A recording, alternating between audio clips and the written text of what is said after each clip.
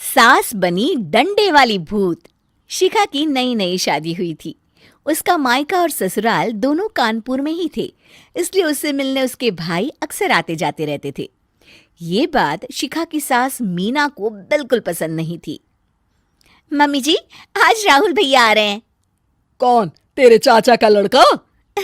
जी mummy जी। अरे पर वो तो दिल्ली में रहता है ना। हाँ मम्मी जी, उन्हें कल सुबह दिल्ली के लिए निकलना है, तो वो आज मुझसे मिलते हुए कल सुबह यहीं से निकल जाएंगे। हमने तो धर्मशाला खोल रखी है ना। कुछ कहा क्या मम्मी जी? मैंने कहा हाँ हाँ, आने दे तेरे भैया को, जमकर खातिरदारी करेंगे। अब तो कुछ करना ही पड़ेगा, इससे पहले कि मेरा घर धर्मशाला बन जाए। ये कैसी बातें कर रही हो मीना?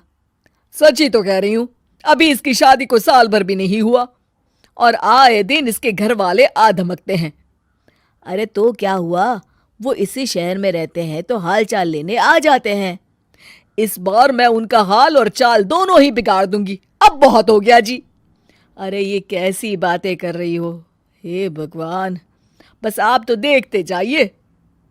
शाम को राहुल आता है। नमस्ते आंटी, कैसे हैं आप लोग? हम लोग तो ठीक है, तुम कैसे हो बेटा?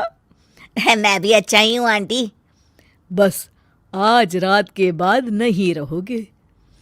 चलिए भैया, मैं आपको हमारा घर दिखाती हूँ। रात में खाने के टेबल पर शिखा, रोहित कहीं दिखाई नहीं दे रहा। जी भैया, वो ऑफिस के काम से बाहर गए हैं, कल शाम तक आएंगे। अच्छा अच्छा। बेटा, क्या तुम भूत प्रेत में मानते हो? नहीं नहीं आंटी जी, पर अचानक आपको ये ख्याल कहाँ से आ गया? पता नहीं क्यों, कभी कभी मुझे लगता है जैसे रात के समय बैठक में कोई घूमता रहता है। ये आप क्या कह रही हैं मम्मी जी? हाँ, तुम लोग घबरा ना जाओ, इसलिए मैंने आज तक इस बारे में कुछ नहीं कहा। ये आपका वहम होगा आंटी जी, ऐसा कुछ नहीं होता। हो सकता है। चलो अब मेरा सोने का टाइम हो गया है तो चलती हूँ मैं। शिखा बेटा, राहुल के सोने की व्यवस्था वहीं दीवान पर कर देना। जी पापा जी। अब चलिए भी। अच्छा, तो बैठक में सोने वाले हैं साहबजादे। क्या बड़बड़ा रही हो? कुछ नहीं, आप सो जाइए। मीना और महेश के सोने के बाद शिखा और राहुल आपस में बात कर रहे होते हैं, तभी डोरबेल बजती है। अरे आप! सरप्राइज! काम जल्दी खत्म हो गया तो मैं आज ही चला आया। ये तो बहुत अच्छा किया। देखिए राहुल भैया भी आए हुए हैं, आप दोनों का मिलना भी हो जाएगा। कैसे हो रोहित? मैं तो ठीक हूँ भैया। शिखा, मैं भी आज यहीं सो जाता हूँ, राहुल भैया से बातचीत भी हो जाएगी। अच्छा अच्छा, ठीक है। मीना आधी रात को उठती है, कंबल मुंह से पैर तक ओढ़ के डंडा लेके बैठक में आती है और देखती है दीवान पर चादर ओढ़े कोई लेटा हुआ है। देखो तो कैसे मजे से सो रहा है बहन के ससुराल में। मीना ताबड़तोड़ 4-5 डंडे मार देती है। अरे मर गया, अरे बचाओ बचाओ, कौन है? मीना जल्दी से अपने कमरे में भाग जाती है। हे भगवान, ये मैंने क्या किया? ये रोहित कहाँ से आ गया? लगता है ये नालायक राहुल मेहमानों वाले कमरे में सो गया होगा। आज तो इसकी खैर नहीं।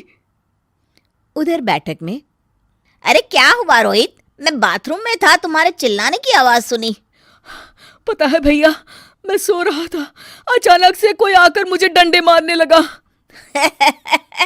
ये क्या कह रहे हो? लगता है तुम भी आंटी की तरह भूत प्रेत में मानते हो। नहीं नहीं भैया, सच में कोई आया था। मैं तो जा रहा हूँ मेहमानों वाले कमरे में सोने के लिए।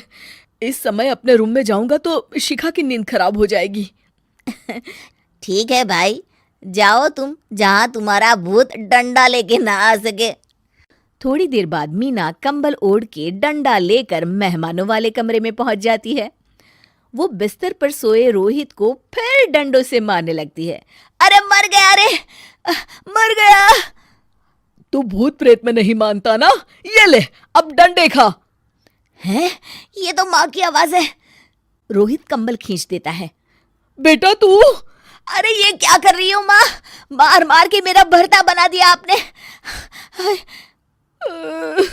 माफ कर दे मेरे लाल, मैंने तो तुझे ही मार मार के लाल कर दिया। मैं तो उस राहुल के बच्चे को सबक सिखाना चाहती थी। राहुल भैया को? हाँ बेटा, मुझे लगा अगर उसे डंडे मारूंगी तो शिखा के मायके वाले यहाँ आना छोड़ देंगे। हे भगवान, माँ ये घर शिखा का भी है, उसके घर वाले जब चाहे आ सकते हैं।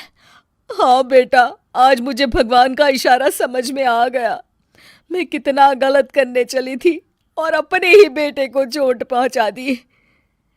अब चुपचाप जाके सो जाओ माँ, और किसी को कुछ बताने की जरूरत भी नहीं है। शिक्षा दूसरों का बुरा चाहने वालों के साथ भी बुरा ही होता है।